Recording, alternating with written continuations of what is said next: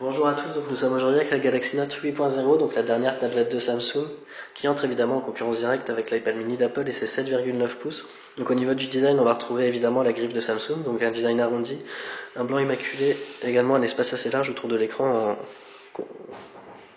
contrairement à l'iPad mini. Donc cet écran, c'est pas du AMOLED, c'est du LCD, mais on verra qu'il offre un rendu tout à fait acceptable. On va retrouver sous celui-ci un bouton physique, ainsi que deux touches sensitives qui permettent de naviguer ici dans Android 4.1 Jelly Bean, en version smartphone par contre du coup, et non pas comme on connaît en général sur les tablettes. On va retrouver au-dessus de cet écran une webcam qui servira à les mêmes fonctionnalités qu'on connaît depuis le Galaxy S3, donc par exemple Smart Stay qui permet de garder l'écran actif. On va également retrouver un petit capteur à côté. Au-dessus, ce sera un jack 3.5.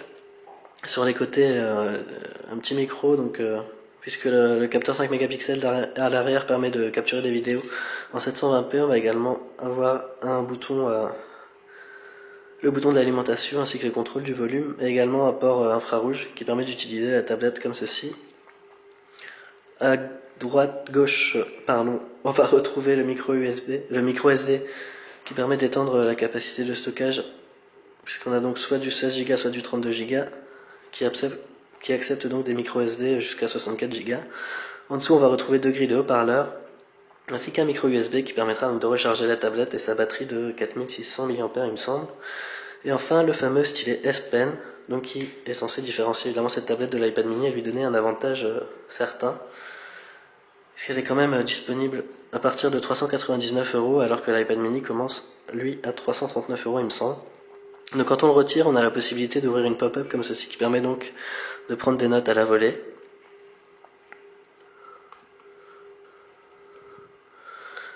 Donc voilà, c'est assez pratique, elle permet de rester toujours au premier plan par rapport à ce qu'on avait ouvert avant. On peut continuer à naviguer donc sur l'application déjà en cours. On peut la fermer tout simplement. On peut également afficher une barre de favoris à gauche qui permettra par exemple d'ouvrir deux applications en même temps, donc c'est assez pratique, d'autant plus qu'on a à l'intérieur donc un Exynos quad-core cadence 1,6 GHz couplé à 2 Go de RAM. Donc la tablette est très réactive même quand on fait ce genre de manipulation, donc c'est très appréciable. On peut ensuite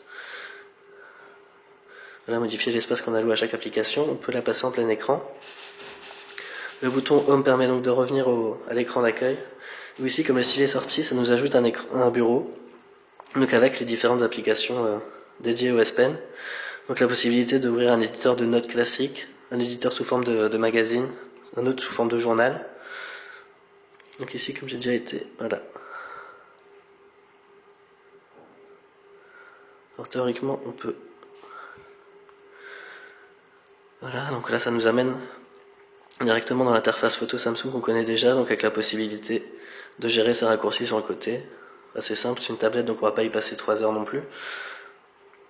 On peut faire défiler les bureaux donc avec une petite barre comme ceci, ou simplement appuyer sur le bureau qu'on veut.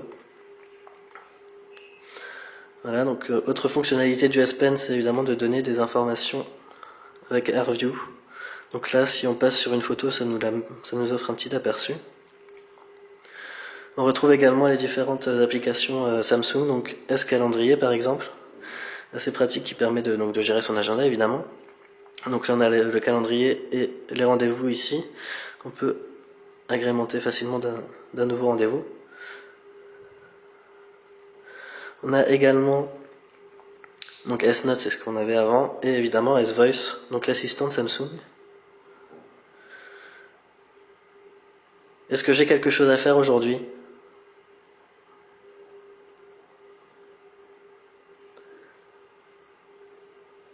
Est-ce que j'ai quelque chose à faire aujourd'hui ? Salut Galaxy. Salut Galaxy. Est-ce que j'ai quelque chose à faire aujourd'hui ?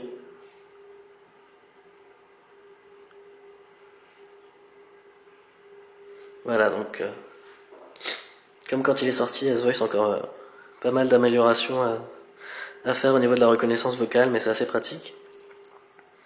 Si on arrive à s'en servir et si on n'est pas dans un environnement bruyant, je pense que ça devrait aller. Donc au final, cette Galaxy Note 8.0, c'est tout de même une bonne surprise.